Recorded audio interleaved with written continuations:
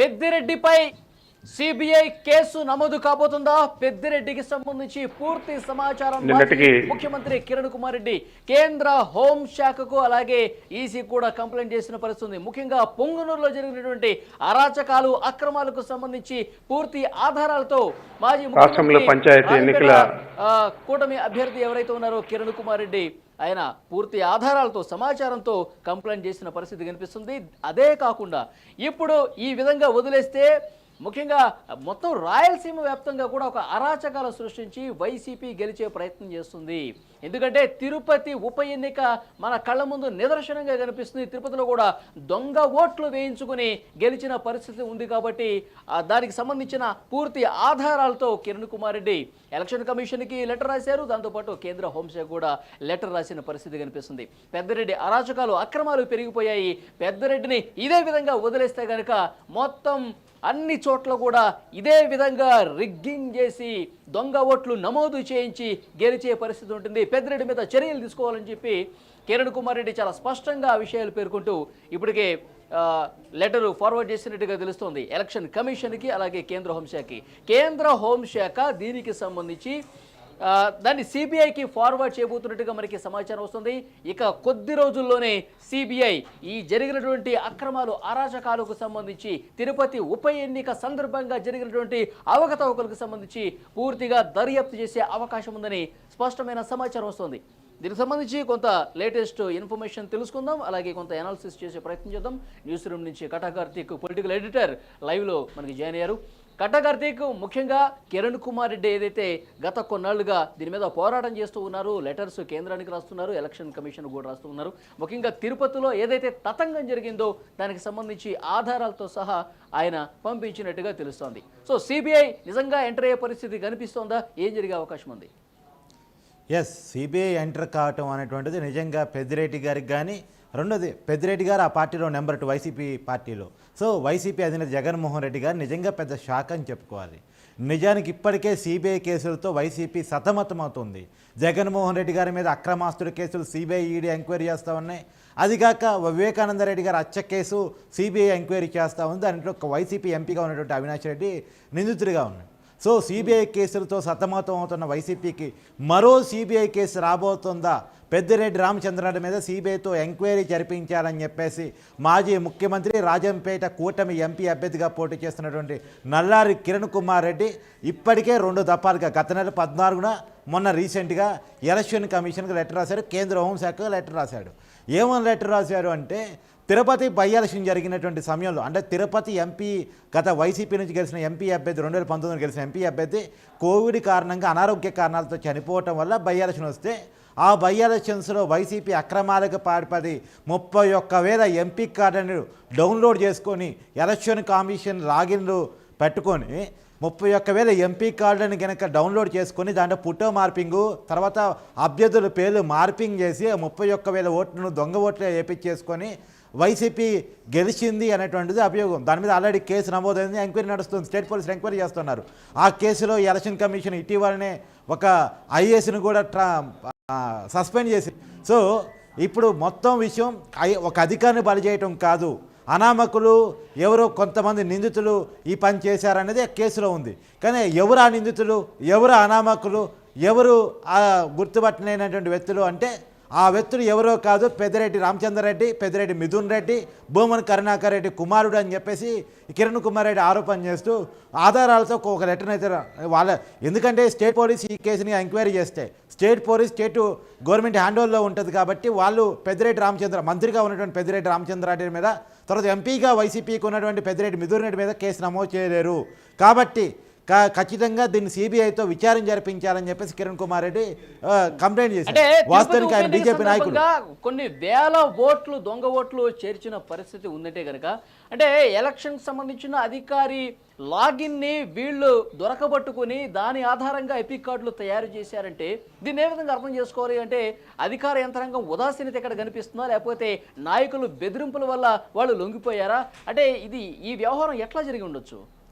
Yes, ఆ లాగిన్లు ఇచ్చినటువంటి వ్యక్తి ఎవరైతే ఉన్నారో ప్రజెంట్ ఓ జిల్లా కలెక్టర్గా ఉన్నాడు, అతను ఐఏఎస్తో అతన్ని ఆల్రెడీ సస్పెండ్ చేయడం జరిగింది.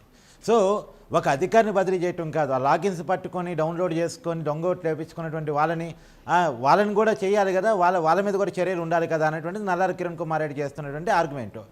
అతను బీజేపీ నాయకుడు, కూడా బీజేపీలో చాలా కీలకమైన నాయకుడు, వాస్తవానికి ఇప్పుడు ఎంపీ అభ్యర్థిగా పోటీ చేస్తున్నారు. సో అతని లేఖను పరిగణలో తీసుకున్నటువంటి కేంద్ర హోంశాఖ ఎలక్షన్ కమిషన్ ఆ లెటర్స్ని సిబిఐకి ఫార్వర్డ్ చేసినట్టు మనకు అందుతున్న సమాచారం. ఇక సిబిఐ కేసు నమోదు చేసుకుని ఒక్కసారి కేంద్ర హోంశాఖ నుంచి ఒక కంప్లైంట్ సిబిఐకి వచ్చిందంటే ఖచ్చితంగా సిబిఐ కేసు నమోదు చేసుకుంటుంది. కాబట్టి ఇప్పుడు కేసు నమోదు చేసుకొని నోటీసులు జారీ చేయటం ఫస్ట్ స్టెప్గా ఉంటుంది. తర్వాత సిబిఐ ఎంక్వైరీ ముందుకెళ్లే అవకాశం ఉంది. సో ఇది నిజంగా పెద్దిరెడ్డి రామచంద్రారెడ్డికి ఇబ్బంది. వాస్తవానికి ఇప్పుడు కిరణ్ కుమార్ రెడ్డి పెద్దిరెడ్డి మిథున్ రెడ్డి మీద ఎంపీగా అభ్యర్థిగా పోటీ చేస్తూ ఉన్నాడు, రాజంపేటలో తలపడుతూ ఉన్నాడు. పెద్దిరెడ్డి రామచంద్రారెడ్డి ఏమో పొంగనూరులో పోటీ చేస్తూ ఉన్నాడు. వాస్తవంగా పెద్దిరెడ్డి ఎప్పుడూ వార్తల్లోనే ఉంటారు. ఇలా అరాచకాలు, అక్రమాలు, ఇలా కబ్జాలు, రౌడీయిజం ఇలాంటి వార్తల్లో ఉండే వ్యక్తి పెద్దిరెడ్డి రామచంద్రారెడ్డి. అంగళ్ళులో చంద్రబాబు నాయుడు మీద దాడి జరిగిందని, తర్వాత మొన్న మధ్య కూడా ఎన్నికల్లో పోటీ చేస్తున్న ఒక ఇండిపెండెంట్ క్యాండిడేట్ రామచంద్ర యాదవ్ మీద దాడి జరగడంలోనూ పెద్దిరెడ్డి పేరు వినపడుతూ ఉంటుంది. పెద్దిరెడ్డి అక్రమాలను కూడా మాజీ సీఎం కిరణ్ కుమార్ రెడ్డి కేంద్రానికి ఫిర్యాదు చేశాడు ఆ లెటర్లో. సో ఎప్పుడు అక్రమాలు, అరాచకాలు, రౌడీయిజం, కొట్లాటలు, దొంగ ఓట్లు, ఇది పెద్దిరెడ్డి చరిత్ర అంటువంటిది కిరణ్ కుమార్ రెడ్డి ఆరోపణ. సో వీటన్నిటి మీద ఎంక్వైరీ జరిపించాలని, కేంద్ర హోంశాఖను సిబిఐతో ఎంక్వైరీ జరిపించాలని ఆయన కోరారు. ఆయన కోరిక మేరకు కేంద్ర హోంశాఖ ఉన్న ఆల్రెడీ ఆ కేసు నమోదయ్యి ఉంది కాబట్టి, ఇది ఏదైందో చెప్తుంది, దొంగోటు సంబంధించిన కేసు ఆల్రెడీ నమోదయ్యి ఉంది కాబట్టి, దానిలో కొన్ని ఆధారాలు ఆల్రెడీ సేకరించబడి ఉన్నాయి కాబట్టి ఇప్పుడు ఆ కేసుని సిబిఐకి ట్రాన్స్ఫర్ చేయడం జరిగింది. సిబిఐ పెద్దిరెడ్డి రామచంద్రారెడ్డిని, తర్వాత పెద్దిరెడ్డి మిథున్ రెడ్డిని, అదికాక భూమన్ కరుణాకర్ రెడ్డి కుమారుణ్ణి ఈ కేసులో చేర్చి వాళ్ళకి నోటీసులు ఇవ్వబోతా ఉందన్నది మనకున్న సమాచారం. ఖచ్చితంగా ఇది వైసీపీకి ఎన్నికల సమయంలో చాలా పెద్ద షాక్గా చెప్పుకోవాలి. అందులోనూ కడప, రాజంపేట, తర్వాత తిరుపతి, చిత్తూరు ఈ ప్రాంతాల్లో భారీ ఎత్తున తమకి విజయావకాశాలు వస్తాయని, ఎక్కువ ఎమ్మెల్యే సీట్లు వస్తాయని ఆశిస్తున్నటువంటి సమయంలో ఇప్పుడు పెద్దిరెడ్డి రామచంద్రారెడ్డి కనుక సిబిఐ ఎంక్వైరీ పడి అతని ఎంక్వైరీలో ఒకవేళ అరెస్టు జరగవచ్చేమో, అరెస్టు జరిగితే మాత్రం ఖచ్చితంగా ఆ ప్రభావం ఉమ్మడి చిత్తూరు జిల్లా మీద, ఉమ్మడి కడప జిల్లా మీద చాలా పెద్ద ఎత్తున ఉండే అవకాశం ఉంది. సో కనీసం నోటీస్ ఇచ్చి ఎంక్వైరీ పిలిచినా కానీ అది ఉమ్మడి చిత్తూరు, ఉమ్మడి కడప జిల్లాల మీద చాలా పెద్ద ప్రభావం ఉండే అవకాశం ఉంది. కేంద్ర హోంశాఖ చాలా సీరియస్గా ఈ వ్యవహారానికి సంబంధించి ఆలోచన చేస్తున్నట్టుగా తెలుస్తుంది. కిరణ్ కుమార్ రెడ్డి కంప్లైంట్ ఆధారంగా ఎలక్షన్ కమిషన్ పర్మిషన్తో ఇప్పుడు సిబిఐకి అప్పగించే ఆలోచన కూడా ఆల్రెడీ స్టార్ట్ అయిపోయినట్టుగా తెలుస్తుంది. ఒకవేళ నిజంగా సిబిఐ ఇప్పుడు ఎలక్షన్కి, పోలింగ్కి చాలా తక్కువ సమయం ఉంది, ఘట్టగార్తెకి మే 13 జరగబోతుంది పోలింగ్. సో ఈ లోపలే గనక ఆంధ్రప్రదేశ్లో మీ పెద్దిరెడ్డి అరెస్టు జరిగితే గనక ఏంటి పరిస్థితి? ఓన్లీ తిరుపతి ఉప ఎన్నిక సంబంధించి జరిగిన అవకతవకల్ని చూసే అవకాశం కనిపిస్తుందా? లేదంటే కనుక పెద్దిరెడ్డి ఈ వ్యవహారాలు ఏవైతే ఉన్నాయో వాటన్నింటి మీద దృష్టి కేంద్రీకరించే అవకాశం ఉంటుందా? ఏ విధంగా జరిగే ఛాన్స్ ఉంది? ఎంక్వైరీ ఏ కేసు నుంచి మొదలైనా సరే ఆయన వ్యవహార శైలి మొత్తం బయటకు వచ్చే అవకాశం ఉంటుంది. వాటి మీద వరుసగా కేసులు నమోదయ్యే అవకాశం ఉంటుంది. సో తిరుపతి బై ఎలక్షన్స్లో పాల్పడ్డ అక్రమాలు అయితే ఏంది, దొంగ ఓట్లు అయితే ఏంది, అవి గనక తేలితే వాస్తవానికి రాబోయే కాలంలో ఎన్నికల్లో పోటీ చేయడానికి కూడా పెద్దిరెడ్డి అనర్హుడయ్యే అవకాశం ఉంటుంది. మరి నిజానికి చాలా కీలకమైన దెబ్బ. వాస్తవానికి వైసీపీ పార్టీకి సిబిఐ గండం ఉందంటే అవుననే అనిపిస్తుంది. ఎందుకంటే సాక్షాత్తు వైసీపీ అధినేత జగన్మోహన్ రెడ్డి గారు సిబిఐ కేసులు ఎదుర్కొంటూ ఉన్నారు. వాళ్ళ సోదరుడు, వాళ్ళ వరుసకి ఇప్పుడు కడప ఎంపీగా ఉన్నటువంటి YS Avinash Reddy CBI case ఎదుర్కొంటూ ఉన్నాడు. ఇప్పుడు పెద్దిరెడ్డి మీద సిబిఐ కేసు నమోదైతే వైసీపీ పార్టీకి సిబిఐ గండం ఉందనేటువంటిది కూడా ఒకటి కనపడుతూ ఉంది. వాస్తవంగా ఈసారి అధికారం పోతే పాత సిబిఐ కేసులు అనేది తిరగదోడి 32 ఛార్జ్షీట్లు ఉన్న జగన్మోహన్ రెడ్డి గారి మీద, వాటన్నిటి విషయంలో అతను బెయిల్ క్యాన్సిల్ అయితే జగన్మోహన్ రెడ్డి గారు మళ్ళీ అరెస్ట్ అయ్యే అవకాశం ఉందనే వార్తలు కూడా వినపడుతున్న సమయంలో పెద్దిరెడ్డి గారి కనుక ఇప్పుడు సిబిఐ కేసు నమోదయ్యి ఆయన అరెస్ట్ కనుక జరిగిపోతే ఇప్పటికీ జగన్మోహన్ రెడ్డి గారు బెయిల్లో ఉన్నారు, అవినాష్ రెడ్డి గారు ముందస్తు బెయిల్లో ఉన్నారు. ఇప్పుడు పెద్దిరెడ్డి రామచంద్రారెడ్డి గారి వ్యవహారం ఎట్టుంటుంది, అతని మీద కేసు ఎలా ఉంటుంది అనేది చూడాల్సి ఉంది. కానీ పెద్దిరెడ్డి విషయంలో కనుక జరిగితే పెద్దిరెడ్డి మీద సిబిఐ పడ్డా పడకపోయినా అధికారం మారితే మాత్రం కూటమి ప్రభుత్వం, చంద్రబాబు నాయుడు, అదే చిత్తూరు జిల్లాలో కుప్పం నుంచి పోటీ చేస్తున్నటువంటి చంద్రబాబు నాయుడు పెద్దిరెడ్డిని వదిలిపెట్టడు. ఎందుకంటే కుప్పంలో చంద్రబాబు నాయుడిని ఓడించడం కోసం చాలా అక్రమాలకు పాల్పడ్డాడని, కుప్పంలో టీడీపీ కార్యకర్తల మీద అనేక కేసులు పెట్టించాడని, బెదిరింపులకు పాల్పడ్డాడని, రౌడీజం చేశాడని, దొంగ ఓట్ల ద్వారా కుప్పంలో టీడీపీని ఓడించడం కోసం చాలా ప్రయత్నాలు చేశాడని, లోకల్ బాడీ ఎలక్షన్స్లో మున్సిపల్, జడ్పీటీసీ, ఎంపీటీసీ, సర్పంచ్ ఎలక్షన్స్లో అనేక అక్రమాల ద్వారా, అధికార దుర్వినియోగం ద్వారా టీడీపీని ఓడించే ప్రయత్నం చేశాడని చంద్రబాబు నాయుడు పెద్దిరెడ్డి మీద చాలా తీవ్రమైన ఆగ్రహంతో ఉన్నాడు. కాబట్టి స్టేట్ పోలీసును ఉపయోగించైనా సరే పెద్దిరెడ్డి మీద ఆల్రెడీ పెద్దిరెడ్డి మీద కేసులు నమోదయ్యి ఉన్నాయి. అంగల్ కేసు పెద్దిరెడ్డి మీద కొంత నమోదయ్యి ఉంది. అంటే కేవలం పెద్దిరెడ్డి కావాలని చంద్రబాబు నాయుడు రాలేపించారని చెప్పేసి. కాకపోతే వైసీపీ అధికారం ఉండటం వల్ల ఆ కేసులో ఎలాంటి పురోగతి సాధించలేదు. కానీ కూటమి ప్రభుత్వం అధికారంలోకి వస్తే ఖచ్చితంగా ఉన్న కేసుతో పాటు కొత్త కేసులు యాడింగ్ చేసినా సరే పెద్దిరెడ్డి మీద కేసులు సీరియస్గా తీసుకుంటారు, అరెస్ట్ చేస్తారు, ఖచ్చితంగా అక్కడ జైలుకి పంపించే పరిస్థితి ఖచ్చితంగా కనపడతా ఉంది మనకి. సో ఇంకొక ముఖ్యమైన విషయం ఘటా కార్తీక్, ముఖ్యంగా ఎంపీ స్థానాలు వీలైనన్ని సౌత్ నుంచి సాధించాలన్న తపనతో భారతీయ జనతా పార్టీ ఉంది. ముఖ్యంగా ఇప్పుడు భారతీయ జనతా పార్టీకి సంబంధించిన ఎంపీ అభ్యర్థి కిరణ్ కుమార్ రెడ్డి నేరుగా కేంద్ర హోంశాఖకు లేఖ రాశారు. ఇక్కడ పూర్తి స్థాయిలో పెద్దిరెడ్డి రామచంద్రారెడ్డి అరాచకాలు విపరీతంగా పెరిగిపోయిన పరిస్థితి కనిపిస్తుంది. ఇతన్ని గనక కట్టడి చేయకపోతే పూర్తి స్థాయిలో ఇక్కడ మనం నష్టపోయే అవకాశం ఉందని చెప్పి భారతీయ జనతా పార్టీ కూడా కొంత ఆలోచన చేసినట్టుగా తెలుస్తోంది. సో ఈ నేపథ్యంలోనే సిబిఐ ఎంక్వైరీకి ఆదేశాలు ఇవ్వబోతున్నట్టుగా మనకైతే సమాచారం వస్తుంది. వీళ్ళని ఎక్కువ కేంద్ర బలగాలు కూడా పంపించాలి అని చెప్పి ఆ లేఖలో చాలా స్పష్టంగా పేర్కొన్నారు. ఎందుకంటే గత ఎన్నికల్ని ఏ విధంగా రణరంగంగా మార్చారో మన కళ్ళ ముందు కనిపిస్తుంది. కాబట్టి ఎక్కువ మంది స్టాఫ్ను పంపించాలి, కేంద్ర బలగాల్ని పంపించాలి, తర్వాత వెబ్ క్యామ్స్ కూడా ఉపయోగించి నిరంతరం పోలింగ్ బూత్ల దగ్గర ఏం జరుగుతుందో పూర్తి స్థాయి పటిష్ట నిఘా కూడా ఏర్పాటు చేయాలని ఆ లేఖలో చాలా స్పష్టంగా పేర్కొన్నారు. సో భారతీయ జనతా పార్టీ ఎక్కువ ఎంపీ స్థానాలు గెలిపించాలనుకునే ఒక తపనతో ఉన్న నేపథ్యంలో పెద్దిరెడ్డి మీద యాక్షన్ తీసుకునేందుకు సమాయత్తం అయిపోయినట్టే ప్రస్తుతం జరుగుతున్న పరిణామాలు భావించాల్సిన పరిస్థితి కనిపిస్తోందా? మీరు చాలా కీలకమైన పాయింట్ లేవనెత్తారు. ఖచ్చితంగా భావించవచ్చు. ఎలా భావించవచ్చు అంటే కంప్లైంట్ చేసింది టీడీపీ వాళ్ళు, జనసేన వాళ్ళు అయితే వేరు. సాక్షాత్తు బీజేపీ ఎంపీ అభ్యర్థిగా పోటీ చేస్తున్నటువంటి మాజీ సీఎం కిరణ్ కుమార్ రెడ్డి కంప్లైంట్ చేయడం గమనార్హం. దానివల్ల ఈ కేసుని ఖచ్చితంగా సీరియస్గా తీసుకునే అవకాశం ఉంది. అది కాక కిరణ్ కుమార్ రెడ్డి చేసిన కొన్ని ఆర్గ్యుమెంట్స్ కూడా ఏంటంటే పోయినసారి దొంగ ఓటు ద్వారా గెలిచారనేటువంటి అభియోగాలు కేసులు ఉన్నాయి కాబట్టి, దానికి సాక్ష్యాధారాలు కూడా ఉన్నాయి కాబట్టి ఈసారి ఖచ్చితంగా కేంద్ర బలగాలను ఉపయోగించాలి, తర్వాత వెబ్ క్యామ్స్ ఉపయోగించాలని చెప్పేసి కూడా కేంద్ర హోంశాఖను అడిగారు, ఎలక్షన్ కమిషన్ అడిగాడు. సో ఈ ఎలక్షన్ కమిషన్ దీనికి ఆల్రెడీ ఓకే చెప్పినట్టు మనకు తెలుస్తుంది. వెబ్ క్యామ్స్ పెట్టి కేంద్ర బలగాల ద్వారా ఏదైతే రాజంపేట ఎంపీ పరిధిలో ఉంటే అసెంబ్లీ నియోజకవర్గాలకు, రాజంపేట పార్లమెంట్ నియోజకవర్గానికి, అలానే పొంగనూరు అసెంబ్లీ నియోజకవర్గానికి కూడా ఖచ్చితంగా వెబ్ క్యామ్స్, తర్వాత కేంద్ర బలగాల సమక్షంలో ఎన్నిక జరగబోతున్నట్టు. కేంద్ర బలగాలకి ఎన్నిక ఎంటర్ అవుతే పొంగనూరులో పెద్దిరెడ్డి రామచంద్రారెడ్డి ఓడిపోయే ప్రమాదం ఉంది. ఎందుకంటే ఇన్నాళ్ళు వీళ్ళు గెలిచింది ఎలా? దొంగోటు ద్వారా, అక్రమాల ద్వారా, రౌడీజం ద్వారా, బెదిరింపుల ద్వారా గెలిచారనేటువంటి ఒక అభియోగాలు ప్రతిపక్షాలు చేస్తున్నటువంటి పరిస్థితుల్లో నిజంగా పొంగనూరులో కనుక కేంద్ర బలగాల ద్వారా వెబ్ క్యామ్ ద్వారా election free and fair election జరిగితే ఖచ్చితంగా పెద్దిరెడ్డికి అది ఇబ్బందే. ఒక పెద్దిరెడ్డికి మాత్రమే కాదు, రాజంపేట పార్లమెంటు పరిధిలో ఉన్న 7 అసెంబ్లీ నియోజకవర్గాల్లోనూ, తర్వాత ఉమ్మడి చిత్తూరు జిల్లాలో ఉన్నటువంటి అనేక అసెంబ్లీ స్థానాల్లోనూ ఈ ప్రభావం కనపడే అవకాశం ఉంది. ప్రత్యేకించి జగన్మోహన్ రెడ్డి గారి సొంత జిల్లా కడప జిల్లా, తర్వాత పక్కనే పెద్దిరెడ్డి గారి సొంత జిల్లా చిత్తూరు జిల్లా, ఈ 2 జిల్లాల్లో కూడా వైసీపీ పార్టీకి చాలా పొలిటికల్గా ఇబ్బందికరమైన రాజకీయ పరిణామాలు జరిగే అవకాశం ఉంది. వాస్తవానికి వైసీపీ ఎక్కువ సీట్లు ఎక్స్పెక్ట్ చేస్తుంది ఎక్కడ అంటే కడప, చిత్తూరే. కడప, కర్నూలు, చిత్తూరు ఈ 3 జిల్లాలు తప్ప వైసీపీ ఎక్కడా కూడా సరైన పొజిషన్లో లేదు. దాదాపు సగం పైన మంత్రులు ఓడిపోతారని చర్చ నడుస్తూ ఉంది. వాస్తవానికి పోయినసారి క్యాబినెట్లో చాలా కీలకమైన మంత్రులుగా ఉన్నటువంటి వాళ్ళు, వైసీపీకి పైరు బ్రాండ్లుగా ఉన్నటువంటి వాళ్ళు, ఆర్కే రోజా నగర్లో ఓడిపోతారని చర్చ నడుస్తుంది, గుడివాడలో కొడాన్నాని ఓడిపోతారని చర్చ నడుస్తుంది, గుడ్డు మంత్రిగా పేరు ఉన్నటువంటి వైజాగ్ గాజువాక నుంచి గుడివాడ అమర్నాథ్ ఓడిపోతారని చర్చ నడుస్తూ ఉంది. తర్వాత సత్తెనపల్లి నుంచి అంబటి రాంబాబు ఓడిపోతున్నాడని చర్చ నడుస్తూ ఉంది. సో చాలా కీలకమైన మంత్రులు ఎవరైతే ఉన్నారో వాళ్ళంతా ఓడిపోతున్నారు. ఈవెన్ మాజీ మంత్రి అనిల్ కుమార్ యాదవ్ కూడా బాపట్ల నర్సరావుపేట ఎంపీగా పోటీ చేస్తున్నాడు, ఆయన కూడా ఓడిపోతారని చర్చ నడుస్తున్నటువంటి సమయంలో ఇప్పుడు పెద్దిరెడ్డి అరెస్టు అనేటువంటిది ఉమ్మడి కడప, చిత్తూరు జిల్లాల్లో రాజకీయంగా వైసీపీకి చాలా పెద్ద డ్యామేజ్ కాబోతుంది. పెద్దిరెడ్డి రామచంద్రారెడ్డిపై నమోదయ్యే కేసుతో మొదలైనటువంటి సిబిఐ ఇక నిరంతరం దూకుడు ప్రదర్శిస్తూనే ఉంటుంది. పెద్దిరెడ్డితో మొదలై పెద్దిరెడ్డితోనే ఆగదు.